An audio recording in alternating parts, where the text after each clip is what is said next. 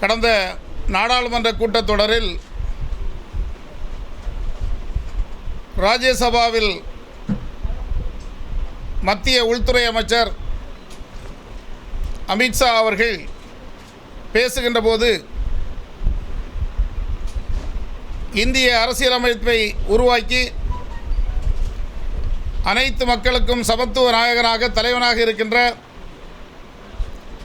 Doctor Baba Saheb Ambedkar அவர்களை பற்றி மிக தரக்குறைவாக பேசினார்கள்.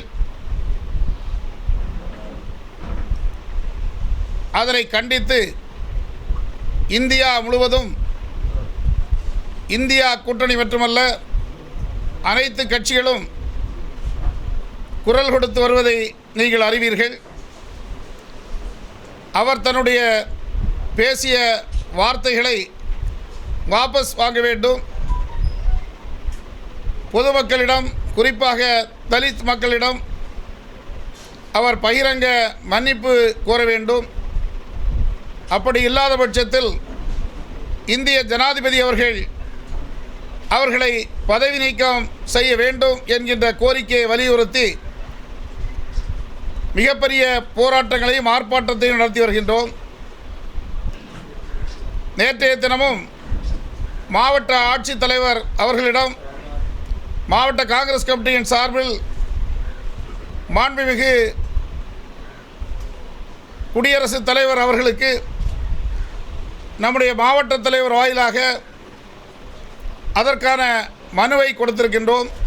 மாவட்ட ஆட்சித்தலைவரும் அதை ஜனாதிபதி அவர்களுக்கு அனுப்பி வைப்பார்கள். இன்னும் பிரதமர் மோடி அவரை அமைச்சரவையிலிருந்து நீக்காமல் இருந்தால் அல்லது இந்திய குடியரசுத் தலைவர் அவரை பதவி நீக்கம் செய்யாமல் இருந்தால் தொடர் போராட்டங்கள் மூலம் அவரை பதவி இறக்கும் வரை இந்தியா கூட்டணியும் குறிப்பாக காங்கிரஸ் கட்சியும் என்றைக்கும் போராடும் என்பதை இதன் மூலம் தெரிவித்துக் கொள்கின்றேன். வெளிப்புற வாசல் வழியாக ஜனநாயகத்தை மதிக்காமல் ஜனநாயக முறைகளை சீர்குலைத்து இதை போன்ற செயல்களை கொண்டு வருகின்ற பாரதிய ஜனதா கட்சியை மக்களிடத்தில் வெளிப்படுத்தி காட்டுவோம். அதற்காகத்தான் இந்த போராட்டங்களை நடத்தி கொண்டிருக்கின்றோம் என்பதை உங்களுக்கு தெரிவித்துக் கொள்கின்றேன். ஒரே நாடு ஒரே தேர்தல் என்பதில் பல நடைமுறை சிக்கல் இருக்கிறது. அந்த சட்ட முன்வரிவை படித்து பார்த்தீர்கள் என்று சொன்னால் இது மட்டுமல்ல, அதில் உள்ளால் படித்து பார்த்தால் ஏராளமான சரத்துக்கள் இருக்கிறது.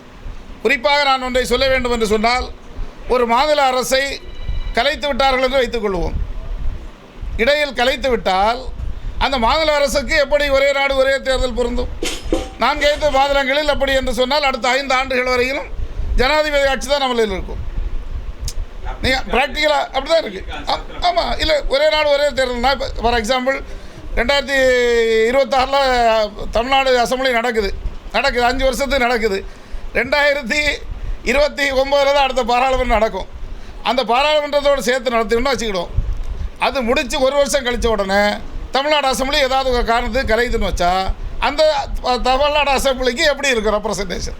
எப்போ தேர்தல் நடத்துவீங்க அதை சொல்லுங்கள். இதுதான் இப்படி ஒரு 4 இடத்துல 4 மாநிலத்தில் கலைச்சிட்டாங்கன்னா அந்த மாநில அரசு மாநிலத்தினுடைய ஆட்சி யார் பொறுப்பில் இருக்கும்? ஒரே நேரத்தில் தேர்தல் நடத்தணும்?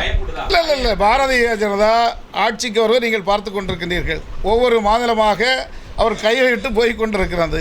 முடியாத பட்சத்திற்கு சில இடங்களில் சில வழிமுறைகளை செய்து சமீபத்திலே நீங்கள் பார்த்தால் இந்த 2 மாநிலங்களில் அவர்கள் வெற்றி பெற்றார்கள். அது உண்மை. ஆனால் இந்தியாவில் வேறு கட்சியே, குறிப்பாக காங்கிரஸே ஆட்சி இல்லாமல் ஆக்குவோம் என்று சொன்னதற்கு பின்னால் காங்கிரஸ் கட்சி 4 மாநிலங்களில் ஆட்சியை கைப்பற்றி இருக்கிறது. அதனால் இந்த கட்சி அளிக்க முடியாத ஒன்று. 44 இடங்களில் இருந்த நாடாளுமன்ற உறுப்பினர்கள் இன்று 100 இடத்திற்கு வந்திருக்கின்றார்கள். ஆமாம், அதனால் இது நீங்கள் நினைக்கிற மாதிரி நடக்காது. அடுத்த தேர்தலில் கண்டிப்பாக பாரதிய ஜனதா கட்சி ஒரு கட்சி இருக்காது. ஆனால் ஒரே நாடு ஒரே தேர்தல் என்பது இன்னொரு முக்கியமான கருத்து. எதற்காக இப்போ கொண்டு வந்தார்கள் அதை நீங்கள் யோசிக்க வேண்டும். அதானி விவகாரத்தை மறைப்பதற்கு தான் ஒரே நாடு ஒரே தேர்தல். ஏனென்றால் அவர்களுக்கே தெரியும் இது பாஸ் பண்ண வேண்டும் என்று சொன்னால் 3இல் 2 பங்கு வேண்டும். லோக்சபாவில் கூட இல்லை. அப்போ எதுக்காக கொண்டு வந்தாங்க? அவங்களுக்கு தெரியுது இந்த மசோதா பாஸ் ஆகாது, பாஸ் ஆகாத மசோதாவை கொண்டு வந்து ஒரே நாடு ஒரே தேர்தல் என்று கொண்டு வருகின்ற போது 3/2 பங்கு அவங்களுக்காக மெஜாரிட்டி இருக்கணும். அவங்களுக்கு என்ன நம்பிக்கை இருக்குது? அன்றைக்கி ஓட்டெடுப்பு பண்ணும்போது பார்த்துட்டீங்க, தனி மெஜாரிட்டி மட்டும் தான் வர முடிஞ்சது. அன்னைக்கு ஓட்டெடுப்பில் எத்தனை % அவங்களுக்கு கிடச்சி? 3/2 கிடச்சா? அப்போ வெற்றி பெற முடியாது என்று தெரிந்தாலும் மக்களை திசை திருப்பி அதானியிலிருந்து காப்பாற்றுவதற்கு இதை போன்ற திருத்தங்களை கொண்டு வருகிறார்கள்.